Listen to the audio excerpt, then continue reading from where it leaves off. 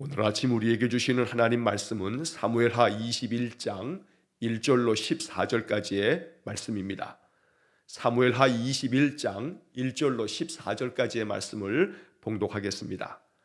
다윗의 시대에 해를 거듭하여 3년 기근이 있으므로 다윗이 여호와 앞에 간구하매 여호와께서 이르시되 이는 사울과 피를 흘린 그의 집으로 말미암음이니 그가 기브온 사람을 죽였음이니라 하시니라. 기브온 사람은 이스라엘 족속이 아니요 그들은 아모리 사람 중에서 남은 자라. 이스라엘 족속들이 전에 그들에게 맹세하였거늘 사울이 이스라엘과 유다 족속을 위하여 열심히 있으므로 그들을 죽이고자 하였더라. 이에 왕이 기브온 사람을 불러 그들에게 물으니라. 다윗이 그들에게 묻되 내가 너희를 위하여 어떻게 하랴? 내가 어떻게 속죄하여야 너희가 여호와의 기업을 위하여 복을 빌겠느냐 하니 기브온 사람이 그에게 대답하되 사울과 그의 집과 우리 사이의 문제는 은금에 있지 아니하오며 이스라엘 가운데서 사람을 죽이는 문제도 우리에게 있지 아니하니이다 하니라. 왕이 이르되 너희가 말하는 대로 시행하리라. 그들이 왕께 아뢰되 우리를 학살하였고 또 우리를 멸하여 이스라엘 영토 내에 머물지 못하게 하려고 모해한 사람의 자손 7사람을 우리에게 내주소서. 여호와께서 택하신 사울의 고을 기브아에서 우리가 그들을 여호와 앞에서 목매어 달겠나이다 하니 왕이 이르되 내가 내주리라 하니라. 그러나 다윗과 사울의 아들 요나단 사이에 서로 여호와를 두고 맹세한 것이 있으므로 왕이 사울의 손자 요나단의 아들 무비보셋은 아끼고 왕이 이에 아야의 딸 리스바에게서 난 자 곧 사울의 두 아들 알모니와 무비보셋과 사울의 딸 메랍에게서 난 자 곧 무홀라 사람 바르실레의 아들 아드리엘의 5 아들을 붙잡아 그들을 기브온 사람의 손에 넘기니 기브온 사람이 그들을 산 위에서 여호와 앞에 목매어 달매 그들 7사람이 동시에 죽으니 죽은 때는 곡식 빼는 첫날 곧 보리를 베기 시작하는 때더라. 아야의 딸 리스바가 굵은 배를 가져다가 자기를 위하여 바위 위에 펴고 곡식 빼기 시작할 때부터 하늘에서 비가 시체에 쏟아지기까지 그 시체의 낮에는 공중의 새가 앉지 못하게 하고 밤에는 들짐승이 범하지 못하게 한지라. 이에 아야의 딸 사울의 첩 리스바가 행한 일이 다윗에게 알려지매 다윗이 가서 사울의 뼈와 그의 아들 요나단의 뼈를 길르앗 야베스 사람에게서 가져가니 이는 전에 블레셋 사람들이 사울을 길보아에서 죽여 블레셋 사람들이 벳산 거리에 매단 것을 그들이 가만히 가져온 것이라. 다윗이 그곳에서 사울의 뼈와 그의 아들 요나단의 뼈를 가지고 올라오매 사람들이 그 달려 죽은 자들의 뼈를 거두어다가 사울과 그의 아들 요나단의 뼈와 함께 베냐민 땅 셀라에서 그의 아버지 기스의 묘에 장사하되 모두 왕의 명령을 따라 행하니라. 그 후에야 하나님이 그 땅을 위한 기도를 들으시니라. 아멘. 자, 오늘 아침 읽은 이 사무엘하 21장 1절로 14절까지의 말씀은 다윗이 왕으로서 다스릴 때에 해를 거듭하여 3년 동안 기근이 생겨지게 되고 그래서 이 가뭄, 기근으로 말미암아 온 이스라엘 땅에 많은 고통 가운데 있었지만 그 이유가 무엇인지 하나님께 묻고 하나님께로부터 그 이유가 무엇 때문이다 라는 그런 이야기를 듣고 난 후 다윗이 이 문제를 다 해결하고 난 다음에 오늘 읽은 맨 마지막에 14절 마지막 끝에 보게 되면 그 후에야 하나님이 그 땅을 위한 기도를 들으시니라. 그래서 1절에 보면 다윗의 시대에 해를 거듭하여 3년 기근이 있으므로 이 3년 동안의 기근으로 인해서 많은 고통을 겪었던 이스라엘이 문제를 해결함으로써 이제 하나님께서 다시금 그 땅을 위한 기도, 바로 이 3년 동안의 그 기근에 대한 기도를 하나님께서 해결해 주심으로 다시금 비가 내려서 그들의 삶이 회복되어짐을 이야기하고 있습니다.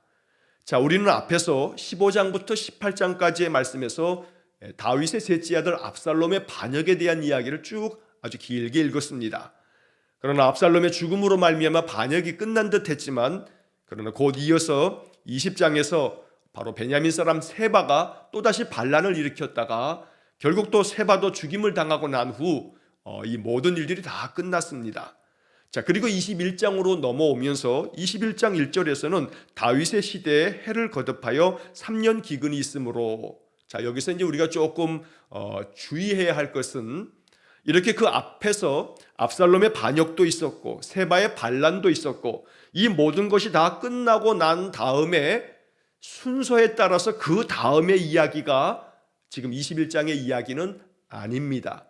무슨 얘기냐면 오늘이 21장부터 사무엘 하의 마지막 24장까지 이 넉장에 나오는 이야기들은 바로 이 순서대로, 연대 순서대로 이렇게 기록되어진 것이 아니고 이 21장부터 24장까지 나머지 이 넉장에 나오는 여러 사건들은 다윗의 시대에 중간중간에 있었던 그런 여러 단편적인 사건들을 모아서 기록하고 있는 겁니다. 그래서 한마디로 말하면 압살롬의 반역이 있고 세바의 반란이 있고 그리고 난 다음 이 모든 것들이 정리된 다음에 또다시 3년 기근이 이어졌다라고 하는 연대 순서대로 진행되는 것은 아니다라고 하는 것을 먼저 이해하시고, 오늘 이 본문의 사건은 다윗이 왕으로 다스렸던 그 어느 시대에 벌어졌던 그런 사건을 단편적으로 이렇게 1절로 14절까지 이야기하고 있는 거다라고 이렇게 바라보시면 되겠습니다. 자, 오늘 이 14절까지 이야기에 이제 어떤 사건의 골자를 보게 되면 3년 동안의 기근이 있었는데 다윗이 하나님께 여쭈어 봅니다. 그래서 본문 1절에 보면 하반절에 다윗이 여호와 앞에 간구하매 여호와께서 이르시되 이는 사울과 그의 피를 흘린 그의 집으로 말미암음이니 그가 기브온 사람을 죽였음이니라 하시니라. 다윗이 하나님께 묻습니다. 간곡한 마음으로 3년 동안의 기근이 그 이스라엘을 너무 황폐하게 만들 때 너무나 고통스러워서 하나님께 여쭈었던 겁니다. 그때 하나님께서 다윗에게 가르쳐 준 것은 사울의 그 집안이 기브온 사람들을 죽였기 때문이다. 이 사울이 왕으로 다스릴 때에 바로 이 기브온 사람들을 그들이 학살하였기 때문에 그 죄에 대한 하나님의 그 심판으로 바로 이렇게 3년 동안의 기근이 벌어지는 것이다 라고 이렇게 하나님 말씀하시는 겁니다. 그럼 논리적으로 조금 이해가 안 되는 부분이 있죠. 왜냐하면 사울이 왕으로 다스릴 때에 그 사울이 기브온 사람들을 학살한 이것에 대해서 하나님이 책임을 물으신다면 사울이 다스렸을 때 책임을 물으셔야지 왜 다윗의 시대에 3년 동안의 기근이 있는가라고 하는 생각을 먼저 할 수가 있습니다. 자, 여기서 우리가 이 말씀을 이해해야 할 중요한 포인트는 뭐냐면 사울의 시대에 사울이 다스렸을 때 이렇게 기브온 사람들을 학살하는 이 죄의 문제를 그 이후에 다윗의 시대까지도 이 문제를 온전히 다 이스라엘 사람들이 해결하지 못함으로 인하여 하나님께서 이 모든 잘못되어진 것들을 바로잡으라고 하나님께서 이 사건을 통해서 일깨워 주시는 겁니다. 다시 말하면 어떠한 문제가 발생되어졌을 때 그 문제를 그 시대에 해결하지 못하면 그 다음 시대라도 해결해야지, 시대가 바뀌었고 왕들이 바뀌었다 해서 그 문제가 그냥 끝나고 정리되는 것이 아니고 하나님 앞에서 해결되어져야 할 문제는 반드시 그 다음 세대라도 해결해야 된다라고 하는 것들을 우리가 묵상해야 된다는 것입니다. 자, 사울이 왕으로 다스리면서 기브온 사람을 죽였다라고 하는 문제는 이제 그 다음 이어지는 2절의 말씀에 보면 그 상황이 기록되어져 있습니다. 2절에 보시면 기브온 사람은 이스라엘 족속이 아니요 그들은 아모리 사람 중에서 남은 자라. 이스라엘 족속이 전에 그들에게 맹세하였거늘 사울이 이스라엘과 유다 족속을 위하여 열심히 있으므로 그들을 죽이고자 하였더라. 이에 왕이 기브온 사람을 불러 그들에게 물으니라. 자, 여기 2절의 말씀에 보면 자, 기브온 사람은 이스라엘 족속이 아닙니다. 이 기브온 사람은 원래 가나안 족속들이었습니다. 그 표현의 말씀처럼 아모리 사람 중에 남은 자라라고 했습니다. 자, 우리는 이 2절 말씀을 이해하기 위해서 여호수아를 살펴봐야 합니다. 자, 여호수아가 이제 모세가 죽고 난 다음에 여호수아가 모든 이스라엘의 지도자가 되어서 가나안 땅으로 들어갑니다. 요단강을 건너서 가나안 땅에 들어가서 여리고성을 무너뜨리고 그리고 그 옆에 있는 작은 아이성까지 무너뜨립니다. 자, 이렇게 가나안 땅의 중부 지역을 먼저 점령할 때에 남부 지역에 있는 사람들이 두려워 떱니다. 이스라엘 민족이 들어와서 이 가나안 땅을 저 견고한 여리고 성도 무너뜨렸다 하는 그런 이야기들을 들으면서 이 가나안 땅 남부 지역에 있는 아모리 족속들이 많은 두려움 가운데 빠진 겁니다. 자, 이 아모리 자손, 아모리 사람이라고 하는 것은 가나안 남부 지역에 있는 사람들을 통칭해서 아모리 사람들 이렇게 부르기도 합니다. 자, 그런데 그 아모리 사람들, 아모리 족속들 중에서 기브온이라고 하는 성읍에 사는 사람들이 바로 이 여호수아에게 사람을 보내는데, 이 기브온 사람들이 변장을 하고 여호수아에게 찾아갑니다.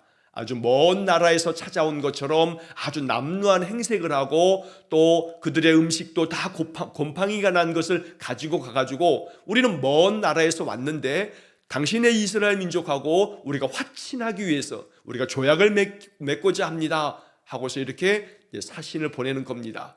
여호수아는 멀리서부터 왔다는 이야기를 듣고 그들이 먼저 조약을 청하고 그들이 먼저 이 여호수아와 이스라엘 군대에게 조공을 바치겠다 하고 그랬기 때문에 그들과 조약을 맺은 겁니다. 그래서 기브온 사람들과 여호수아 사이에 이 조약이 체결되어지는데, 여호와의 이름으로 너희 기브온 사람들은 우리가 지켜주겠다, 너희들을 해하지는 않겠다 라고 이렇게 약속을 맺었던 겁니다.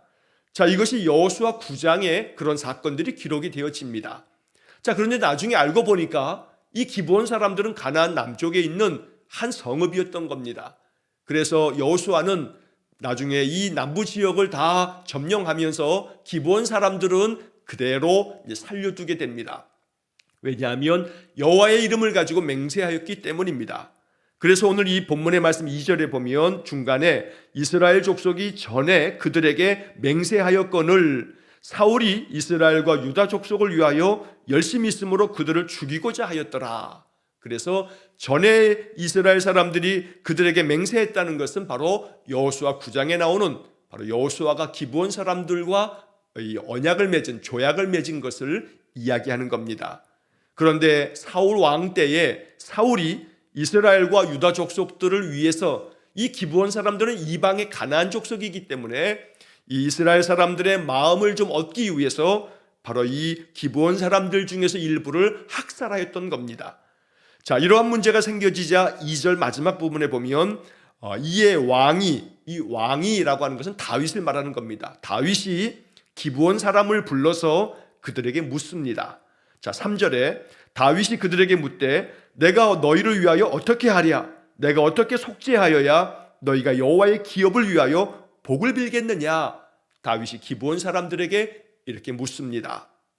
너희들이 우리를 위해서 기도를 좀 해주어야겠다. 너희들이 복을 빌어줘야겠다. 3년의 기근이라고 하는 것이 바로 사울이 너희 기브온 사람들을 그 옛날 여호수아의 그 약속을 어기고 너희 민족을, 너희 이 기브온 사람들을 학살함으로써 문제가 발단됐다고 하나님 말씀하시니 내가 너희들을 위해서 어떻게 하랴? 내가 어떻게 이 문제를 속죄하여야 너희들이 우리를 위해서 복을 빌겠느냐? 라고 이렇게 다윗이 기브온 사람들에게 묻습니다. 4절에 보면 기브온 사람들이 다윗에게 대답을 합니다. 사울과 그의 집과 우리 사이의 문제는 은금에 있지 아니하오며. 자, 이 말은 사울의 집안이, 사울 왕이 그 예전에 우리 이 기브온 사람들을 학살하고 우리 기브온 사람들을 고통 가운데 내몰았던 것은 이것을 은이나 금으로 보상해 준다고 해결될 문제는 아닙니다 라고 하는 이야기입니다.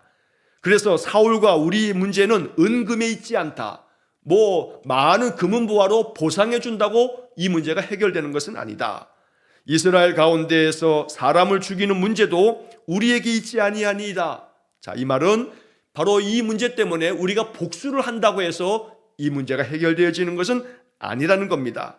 새번역 성경의 번역으로 보면 우리는 이스라엘 사람을 죽일 생각은 없습니다. 자, 이 말은 사울이 우리에게 이렇게 우리를 학살하고 고통 가운데 내몰았다 해서 우리가 다시금 보복하는 그런 생각은 갖지 않습니다 라고 기브온 사람들이 말하는 겁니다.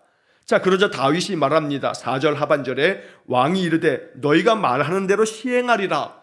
자, 그렇다면 금이나 은으로 보상해 주는 걸로도 문제가 해결 안 된다 하고 너희들이 복수하는 걸로도 해결될 것은 아니라고 이야기하니 너희들이 무엇을 원하는 대로 말하면 내가 그대로 시행하겠다라고 다윗이 이렇게 대답해 줍니다. 자, 5절에서 이 기브온 사람들이 다윗에게 말합니다. 우리를 학살하였고 또 우리를 멸하여 이스라엘 영토 내에 머물지 못하게 하려고 모해한 사람의 자손 7사람을 우리에게 내주소서.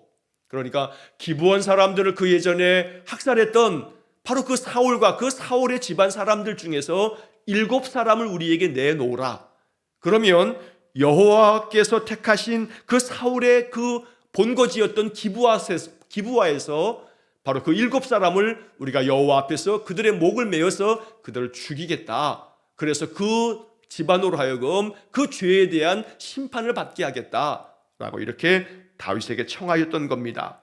여호와께서 택하신 사울의 고을 기브아에서 우리가 그들을 여호와 앞에서 목매어 달겠나이다. 그러자 다윗이 내가 내주리라 하고 다윗이 기브온 사람들에게 약속을 하게 됩니다.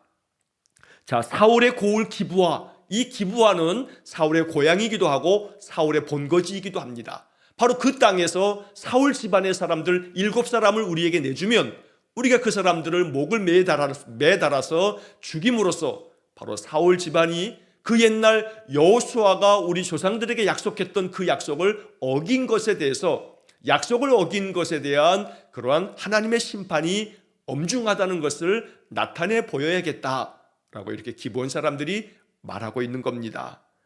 기브온 사람들은 우리가 2절에서 본 것처럼 이스라엘 족속도 아닙니다. 그저 가나안 사람들, 그 아모리 족속들 중에 남아있는 자들이기도 합니다. 그러나 그 예전 여호수아가 그들 조상들과 함께 여호와의 이름으로 언약을 맺었기 때문에 그 조약을 그 후손들도 지켜야만 했던 겁니다. 하나님의 족속, 바로 하나님께서 택하신 이스라엘 민족이 아니라 할지라도, 설사 그것이 이방의 민족이라 할지라도 여호와의 이름으로 언약을 맺은 것이기 때문에 그 언약은 반드시 지켜야 하는데 사울이 그 언약을 지키지 않음으로 인해서 하나님께서 이렇게 3년 동안의 기근으로 이스라엘 백성들에게 고통을 안겨줬지만 바로 이 문제를 해결하기 위해서 다윗이 지금 이 문제를 해결하기 위해 기브온 사람들과 지금 계속 대화를 나누고 있는 그런 장면인 겁니다. 자, 결국 다윗은 기브온 사람들의 그 요청대로 사울의 집안 사람들 중에서 7사람을 기브온 사람들에게 내주고, 그리고 그 사람들은, 기브온 사람들은 사울의 집안에서 그 넘겨받은 그 7사람을 바로 사울의 본거지였던 그 기브아 땅에서 그들을 목을 메어 그들을 죽게 함으로써 문제가 해결되어져 가는 과정 중에 있는 겁니다. 자, 7절 말씀에 보면 그러나 다윗과 사울의 아들 요나단 사이에 서로 여호와를 두고 맹세한 것이 있으므로 왕이 사울의 손자 요나단의 아들 무비보셋은 아끼고, 자, 기브온 사람들이 사울의 집안에서 7사람을 내놓으라고 요청을 했는데 다윗도 그렇게 하겠다고 대답은 했지만, 그러나 이 7절의 말씀에서는 다윗이 역시 마찬가지로 요나단과 언약을 맺은 것이 있었습니다. 사무엘상 20장의 말씀을 읽다 보면 사울 왕에 의해서 다윗이 쫓길 때에 사울의 아들이었던 요나단이 다윗을 참 많이 도와주었습니다.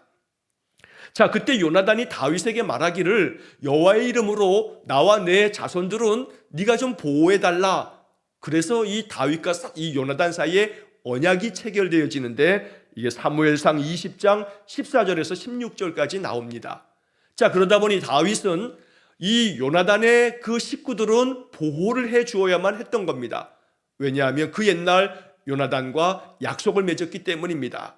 자, 그래서 이 요나단과 그의 아들 장애를 가지고 있는 그 무비보셋은 아꼈다라고 하는 것은 사울의 집안 사람들을 요구했던 기브온 사람들의 요구에 대해서 바로 요나단과 그의 아들 무비보셋은, 요나단의 아들 무비보셋은 돌보아주고, 그 대신에 자, 이어지는 8절의 말씀에 보면 왕이 이에 아야의 딸 리스바에게서 난 자 곧 사울의 두 아들 이 알모니와 무비보셋과 사울의 딸 메랍에게서 난 자 무홀라 사람 바르실레의 아드리엘의 5 아들을 붙잡아 그들을 기브온 사람의 손에 넘기니.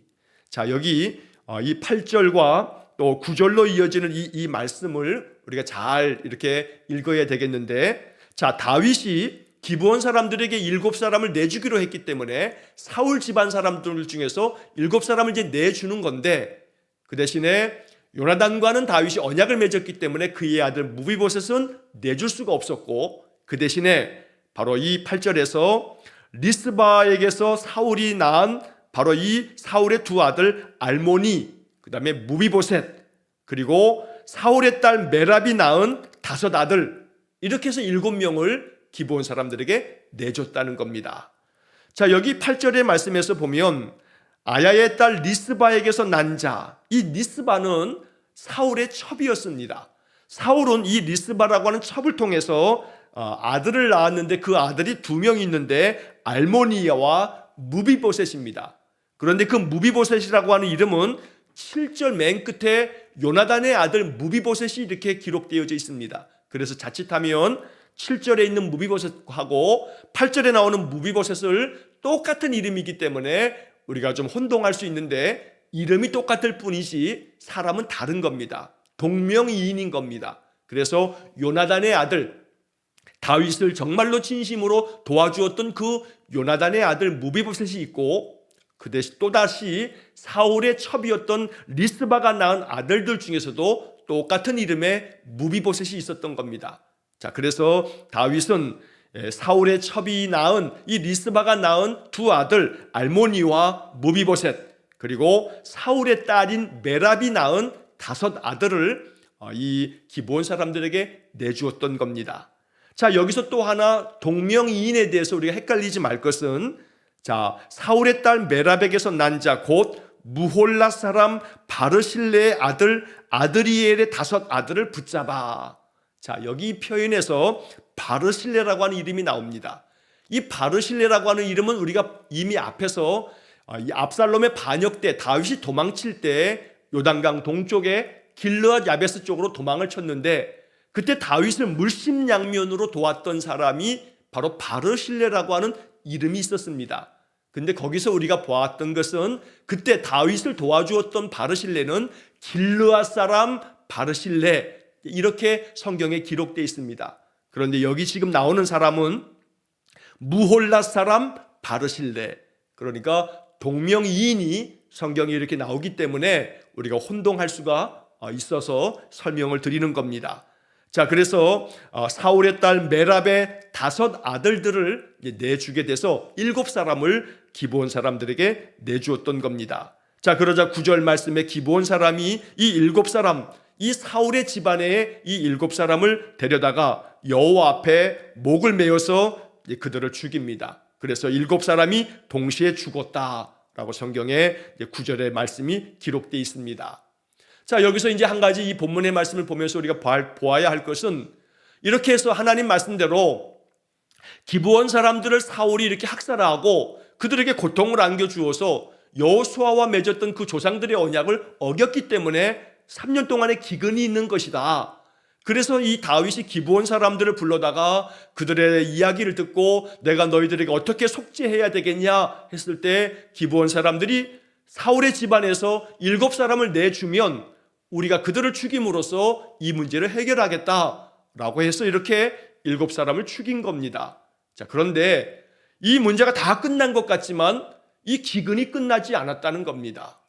자, 이렇게 이 기브온 사람들이 원하는 대로 사울의 그 집안에서 7사람을 데려다가 여호와 앞에서 그들을 목을 매달아서 죽였지만 3년 동안의 기근이 끝나고 비가 내렸어야 되는데 여전히 비가 내리지 않았던 겁니다. 기브온 사람들이 이야기를 듣고 그들의 원한을 풀어주긴 했지만 그걸로 해결되어지는 문제가 아니었던 겁니다. 그 다음 이어지는 10절 이하의 말씀에 보면 이렇게 이 리스바가 2 아들이 죽었고, 그리고 또 사울의 딸 메랍의 5 아들도 죽었고, 이러한 죽음 앞에서 이 리스바가 슬픔 가운데서 참으로 통곡을 합니다. 애곡을 합니다. 굵은 배를 가져다가 자기를 위하여 바위 위에 펴고 곡식 빼기 시작한 때부터 하늘에서 비가 시체에 쏟아지기까지 계속해서 비가 내릴 때까지 이 리스바는 자기 아들들의 그 죽음 앞에서 눈물을 흘리면서 짐승들이 와가지고 목을 나무에다 매달았기 때문에 낮에는 새들이 와서 이 시신을 그저 훼손하지 못하도록, 밤에는 들짐승이 이 시신들을 범하지 못하도록 리스바가 계속해서 그 아들들의 시신 곁에서 그것들을 지켰다는 겁니다. 자, 그러자 결국은 기브온 사람들도 사울 때문에 학살을 당하여 고통의 눈물을 흘렸지만 또다시 이 문제를 해결하겠다고 기브온 사람들이 사울의 집안에서 7사람을 요구해서 죽였기 때문에 또다시 이 사울의 집안의 리스바는 또 눈물을 흘리게 되었던 겁니다. 그러니까 결국은 계속되어지는 그런 학살의 또 다른 죽음이 계속 나아짐으로 말미암아 눈물이 그치지 아니하는 그러한 애통함이 이 사건 속에 이어졌던 겁니다. 자, 그래서 이제 11절 말씀해 보면 이 리스바가 그렇게 시체들 곁에서 계속해서 눈물 흘리고 그렇게 있다고 하는 이야기가 다윗에게 들립니다.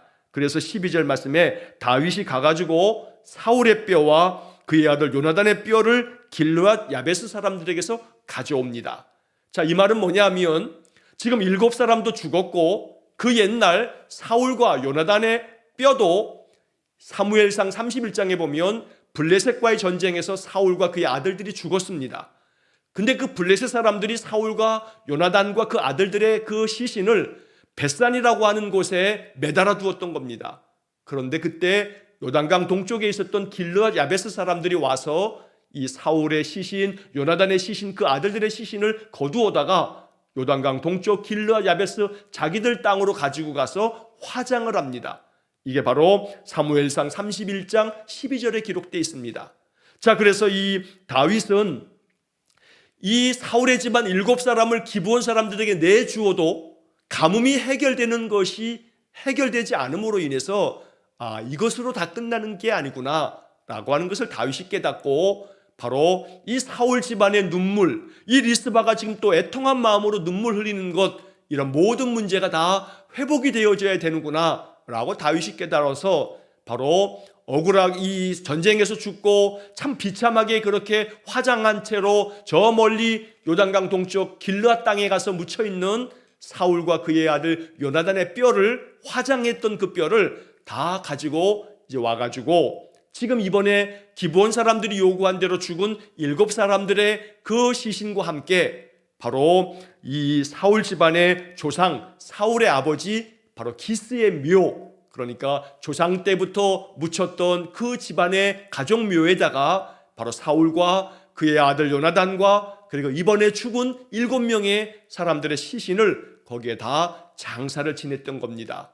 그로 인해서 사울은 기브온 사람들을 학살한 것에 대한 문제, 바로 여호수아가 약속했던 약속을 어기고 그 언약을 지키지 못하고 백성들의 그 여론을 좀 자기 편으로 만들려고 기브온 사람들을 학살한 문제에 대해서 사울의 집안에 7사람들이 죽었지만 이 문제들로 인해서 사울 사람들도 또 마음 가운데 참으로 고통을 겪지 않도록 그들을 위로하는 차원에서 사울 집안의 모든 사람들의 장례를 이제 온전하게 다 치루어 주었던 겁니다. 자, 그래서 맨 마지막에 14절에 사울과 그의 아들 요나단의 뼈와 함께 베냐민 땅 셀라에서 그의 아버지 기스의 묘에 장사하되, 이렇게 해서 기브온 사람들이 요구해서 죽은 이 7사람들과 사울과 요나단의 그 뼈를 다 함께 그의 조상 바로 기스의 그 무덤에다가 그들을 다 이장시켜서 모든 장례를 다 마쳐줍니다. 이렇게 모든 것들이 다 끝나고 난 다음에 14절 마지막에 그 후에야 하나님이 그 땅을 위한 기도를 들으시니라. 그래서 그 땅에 3년 동안의 기근이 이제 끝나고 하나님 비를 내리심으로 모든 기도를 들어주셨다라고 이렇게 말씀하고 있는 겁니다. 자, 1절부터 14절까지의 이 사건은, 이 기록된 이야기는 약속의 중요함, 언약에 대한 중요함을 하나님이 강조하고 계시는 겁니다. 그 옛날 여호수아가 약속한 그 약속, 사사시대 350년이 다 지나고 이렇게 다윗 왕 시대까지 됐으니까 거의 한 400여 년 전에 여호수아가 약속한 그 약속, 그 기브온 사람들과의 그 언약을 사울이 가볍게 여김으로 말미암아 발생한 이 문제에 대해서 이제 다윗이 이 문제를 해결함으로써 하나님께서 이스라엘 백성들에게 이 사건을 통해서 가르쳐 주는 것은 여호와의 이름으로 언약되어진 그 모든 약속은 하나님 기억하신다는 겁니다. 그만큼 이스라엘 족속도 아닌 이방의 기브온 사람들과의 약속이라 할지라도 하나님은 여호와의 이름으로 약속된 그 모든 언약을 지키시는 하나님이시다. 또 아울러 그로 말미암아 사울의 집안에 이렇게 또다시 또 7명의 사람들이 죽임을 당하는 이 고통에 대해서도 하나님이 그들의 마음을 어루만지시면서 공의는 공의대로 행하시되 하나님의 사랑 안에서 그들 집안에 사울과 요나단의 뼈조차도 저 먼 땅에 그저 묻혀있기 때문에 다 이장을 해서 그들의 조상들의 가족묘에다가 온전히 장례를 다 마침으로써 하나님이 모든 화해를 이루심으로 언약을 지키신 하나님께서 결국은 그들의 문제, 가뭄의 문제를 이제 끝내셨던 것입니다. 다윗이 요나단과의 언약도 지키고 그리고 그 조상 여호수아가 기브온 사람과의 언약도 지킴으로 말미암아 하나님께서 이 모든 가뭄의 3년 기근을 이제 끝내시며 그들의 기도를 들어주셨다는 겁니다. 신실하신 하나님은 언약을 매우 중요하게 여기시고 그 언약을 반드시 지키시는 하나님이십니다. 그러므로 오늘 우리들의 마음속에 이 말씀을 묵상하면서 하나님의 약속이 반드시 이루어짐을 기억하면서 하나님의 약속의 책 성경을 늘 묵상하면서 이것은 나에게 준 약속인 줄 믿습니다 하고 성경의 약속을 믿으면서 살아갈 때 하나님 반드시 아무리 오랜 세월이 지난다 하여도 우리가 이 약속을 믿고 신뢰할 때, 그래서 이 약속의 말씀대로 살아갈 때 하나님 반드시 이 약속대로 우리에게 은혜를 주실 줄 믿습니다. 날마다 여호와의 약속하신 말씀 위에 굳게 서서 살아간다는 우리가 앞서 불렀던 찬양처럼 날마다 하나님의 약속이 우리의 삶 속에 이루어지는 복된 삶이 될 수 있기를 주의 이름으로 간절히 축원합니다. 기도하겠습니다. 날마다 우리의 신앙의 삶에 주의 약속하신 말씀 위에 굳게 서겠습니다. 신실하신 하나님은 아무리 오랜 세월이 지나도 여호와의 이름으로 약속되어진 모든 언약을 지키시는 하나님인 것을 오늘 말씀을 통해서 묵상합니다.